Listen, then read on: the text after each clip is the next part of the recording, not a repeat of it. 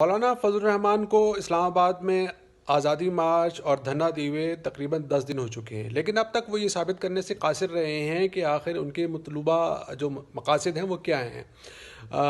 ताहम अब तक जो उन्होंने मुतालबात किए हैं उनमें सबसे अहम जो है वो इमरान खान का इस्तीफ़ा और नए इंतखाबात हैं जो कि रद्द कर दिए गए हैं। उससे आगे ये बात नहीं बढ़ी।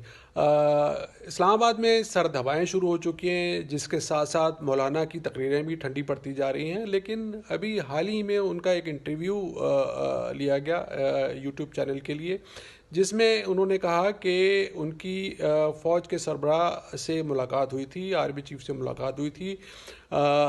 फिर वो ये साथ ही कहते हैं कि फ़ौज को जो है सियासत में मुलव्वस नहीं होना चाहिए। मेरा सवाल ये है कि सियासी रहनुमा फ़ौज के सरबराहों से मिलते क्यों हैं?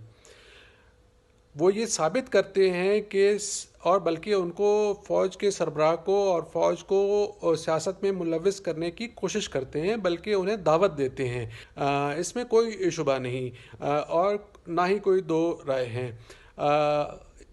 मौलाना जो हैं वो इसके अलावा कर क्या सकते हैं? इस्तीफ़ा रिजेक्ट हो चुका, जो नए इंतखाबात के मुतालबा वो तकरीबन रद्द हो चुका है।